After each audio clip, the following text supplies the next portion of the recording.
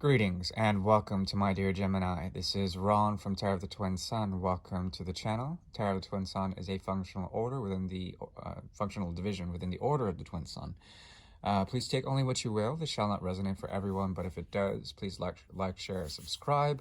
You don't have to share, but please subscribe. I do appreciate the subscriptions. Helps the channel grow and all that. Otherwise, my work is intended for the light. Today we shall be doing a 9-card spread known as the Great Mirror. It's a division, my own division, a way to devise essentially a tool. The Great Mirror is a tool, a 9-card spread that shows the energy of you, a significant other, or person, place, or thing, project possibly, and the mirror between you two. Okay. Please take only what you will, and note that my guidance is out of the place of light. So please take that into account. I also do appreciate your dislikes if that's required. Thank you for your honesty.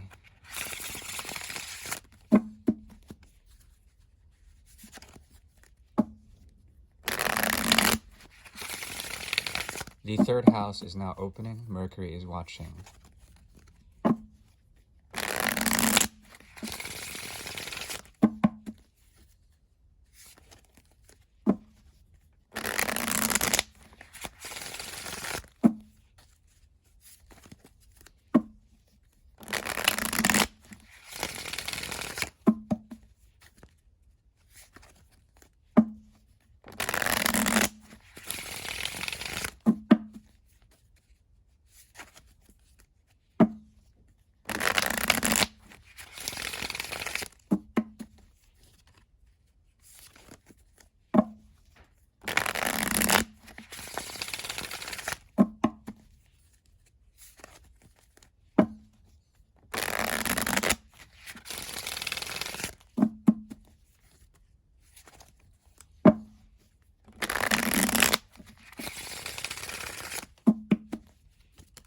Okay.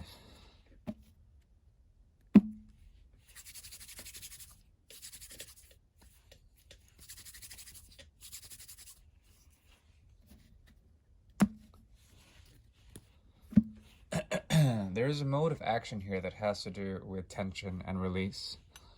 Overall, there is a decisive quality to what you may be what you may be dealing with in terms of the energy of you and this person, this place, or this thing.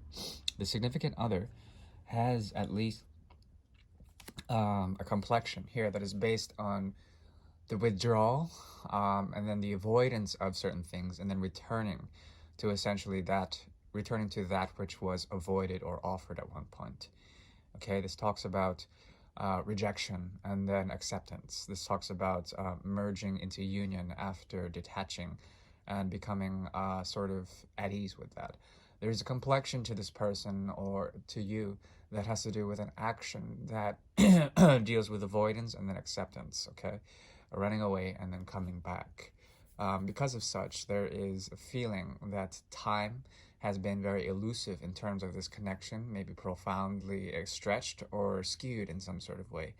Okay, but that is generally something that Gemini flows with in terms of linearity, but there is a dualism in the realm of time that has to do with the sort of shifting or the displacement of that time and the very nature of time and space itself. Gemini, the third house especially, there's something about the conveyance of certain things and the means in which communications are made that have to do with the shifting or the stretching of time or the compression of time, okay?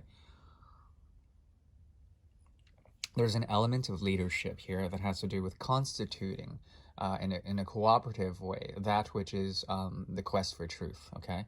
And both of you may be may come off as seen as someone who is very haughty or very prideful in that in which they do.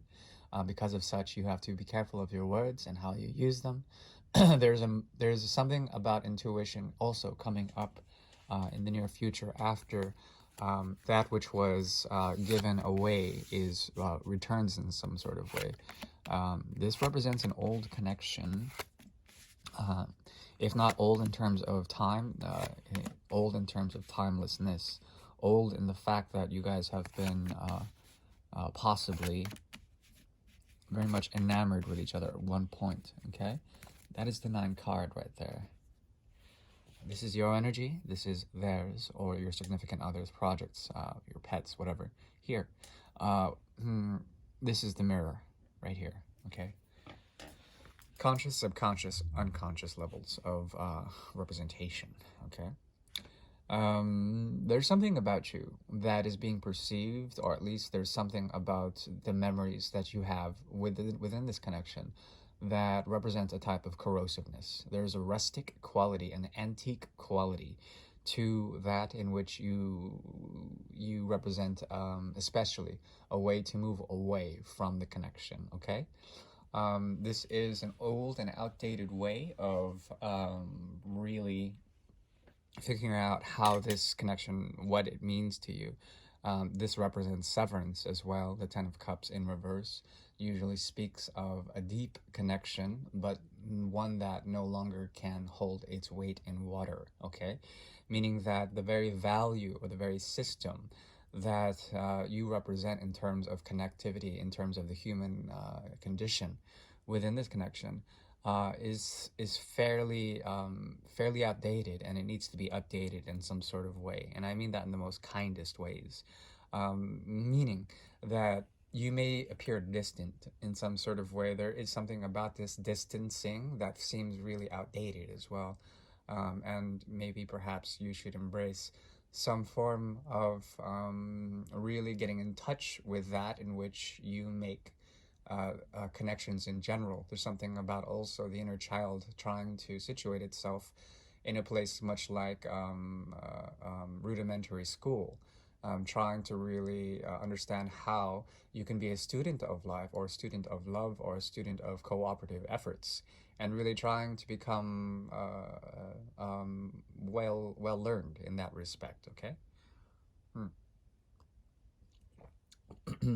There's something about this person that I like. It's difficult for them to truly give you what they want to, but they do.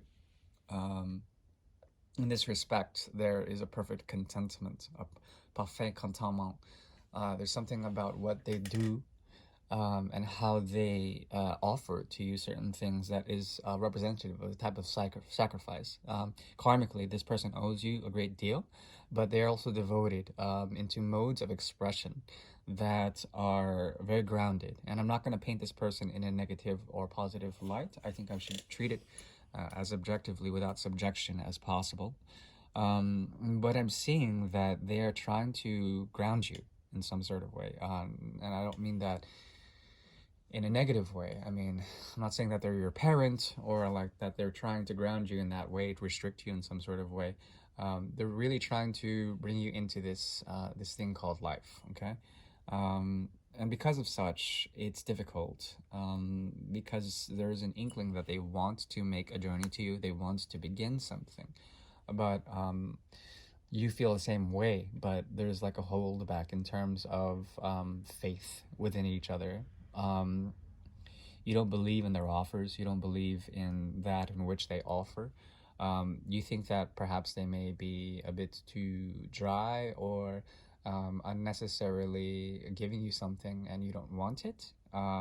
It's fairly interesting, considering if this is a work environment, they are trying to give you something, but you are so against, you may be against group efforts at the moment. There's something about you that is perhaps isolated in the way your emotions may resonate or percolate or oscillate, and they are yours. They are completely your own. Because of such, there's a type of muddiness, or there's something sedimentary. There's a lot of minerals that are being composed here and crystallized in order for the embetterment of the connection. But at the same time, those minerals actually can make the waters that should be serving the connection quite murky, or perhaps thick and difficult to imbibe, to actually partake in. Okay. The Fool in reverse is striking, considering on the conscious level, both of you know that the journey cannot be made at the time. This person still wants to offer to you. They seem to be very generous in some sort of way, give you a sense of contentment. But that's the trick, isn't it? Because it seems like an old-fashioned way of perhaps entrapping you in some sort of commitment, and perhaps you may be commitment phobic in some sort of way. I don't mean that in a negative way. The very condition, the path in which people are relating in terms of love and so-called love, the commitment aspect and the reality aspect becomes so secondary in new ways of Venus in Aquarius, of the Aquarian age, providing distant, objectified modes of love that are more based on compassion, and also based on universal love, on love that is for everyone. But at the same time, with the Aquarian age comes the rebellion against any past sort of ideals that stem from Capricorn, Saturn, as well as Pisces, the 10th and 10th and 12th houses. What is occurring here in terms of Gemini is an evolution towards the upper echelons of the triplicity. Okay, that is Gemini, Libra, and then Aquarius. That is the 3rd, the 7th, and then the 11th houses. A movement towards that, becoming a student of that. Okay, but for the time being, I think your emotions are your own, and they are constituted against the connection here. Okay, against the connection. Very interesting, considering on a soul level, this represents the gateway, okay, from the 11th to the 12th houses. Some form of healing, perhaps ways of healing an outdated connection. This person really is an overachiever in a way. They will not quit, and I don't know if you like that or not, considering when they give you something, it is out of hard work, it is out of desire. The North Node is activated for them in the connection. But you seem to be perpetually lost, or no, I don't mean like, it's as if you are questioning, at least you're questioning the very nature on the deliverance and the reckoning of love, what love can bring in terms of your own heritage, your own lineage. And there's something about familial work that you have to be tending to in terms of your responsibilities or your familiarities with your own needs, your own desires that are tied to emotional responses, emotional responsibilities that are linked to memory or lineage or heritage or family sort of upbringing in general. 2 5s plus a 10 in reverse, okay? So there's a nullification here on your end where you feel completely emotionally, intelligently saturated in some sort of way. You feel jaded, especially with the connection here, and it's become something of your philosophy, also something that structures you, very deep, intensified ways of truly embracing the tension, the angst that comes from your relation to this connection. But that's the thing. Usually I try to put, I try to put, especially Gemini, I try to be very careful with Gemini. I tend to get most dislikes from them. I'm not trying to knock you down or anything. The energy of Gemini in the 3rd house is the gateway into the very basic forms of humanity that come through human interaction in terms of words, okay? Communication. The trick about words is that they are semiotically sort of and semantically representative of truths that are being pursued by Gemini and Sagittarius, okay? Truths that come through information, okay? Much like the dualism of Virgo and Sagittarius, or Virgo and Pisces, there is a base of knowledge that is being explored, and with Gemini, it's through communication and moving towards the other, and then the dissolution of the self, becoming a student and becoming sort of taught as well as purified through the energy of truth, through the energy of wisdom, okay? Wisdom through the other, okay? Because of such, there's some reparation that needs to occur on your end that has to do with the quest for peace of mind, as well as peace of spirit. So that is something that you have to work on. You are not as affected by this connection as they are, I would say. But there is healing that they can teach you by the very grounding in which you possibly need, because air can be very ungrounded in some sort of way, lost in thought or lost in neurological complexion. It stems all the way from the emotional inheritance that is being taught from the very from the very age of conception, from zero, from where you come from. Okay. La Prudence, which is the hanged man, appears here. Aquarius as well as Pisces, the ability to purge or to become a master of, essentially, excuse me, a master of the craft of healing. Okay, because with Pisces and the two moons comes the energy of Virgo, the focal point, the nodal point of complexity through healing, the healing art form. Okay, very strong Vestal, Virgin, Hecate, all these like magical, witchy people have the energy to work with the double caduceus, the ringed the ringed and the coiling serpent energy. Okay, that has to do with healing. It's traditional motif for healing. And this connection represents deep spiritual healing in some sort of way. This person really wants to give it to you in some sort of, they're a hard worker in terms of this. They use the energy of the hanged man in order to show you how this is done through a distance. And they're also sort of willing to offer, but as they do this, they get burned by your overall possible need to situate or recalibrate your own emotional understandings. Okay, so there's a lot of what you need to do in terms of thinking. There's also a strong avoidant quality and rebellious quality when it comes to this connection, and it could be very toxic for you, and you need to purge and learn through this connection in terms of what is missing. Okay, this person wants to impart some sort of wisdom, but they're holding back because I think that they think that that you would not be able to handle it in terms of what they're here to teach you.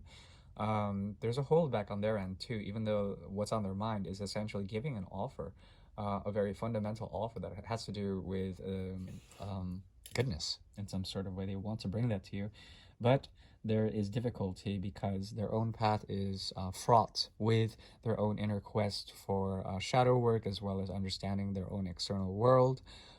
They have an inner light or an inner truth that is willing to impart to you something from the great sea of knowledge. Okay, because of such, there's a reflexive energy here of both of you either playing a type of victim or martyr, but then not necessarily sort of truly doing that. There's a contradiction here that has to do with the understanding of, let's see, the Three of Pentacles, the hidden hand. The hidden hand of desire, the hidden hand of desire, especially coming from them. And I think you're really turned off by this, okay? And that's fine. That's really okay. I think you should note that this person has some good intention, but that hidden hand also is not so good because it's hidden, because it can be manipulative in some sort of way. Okay, what is evolving out of this situation is a feeling of the nodal point, the X, the North Node, as well as the MC, the midheaven, some sort of focal point. Both of you want to see this as a challenge, and perhaps are trying to make a choice or are coming into heads in terms of heart's desires, and both of you are not on the same page in terms of that. Therefore, no new beginnings can be made. There are still things to learn in terms of this connection as well. Look into the path of the Christ, as well as all the Advent season. Anything that has to do with religiosity or sacrifice is big in terms of this. And I think there's something about you that is very cognizant and very subconsciously and unconsciously aware of this mode of sacrifice that comes through the realm of outdated modes of love and affection. Okay, sacrifice. So you're not willing to play that game in some sort of way. That could be the case. If that's the case, I'm totally with you. Love is really in need of revision and reform in an Aquarian way, and I think that is the gateway into some of the more pure aspects that you may be going through, my dear Gemini. Please take care now, and sorry, I do apologize if that came off as abrasive. Saturn is heavy on my line for the moment. Otherwise, I do wish you the very beautiful best and coming new year. Thank you. Bye.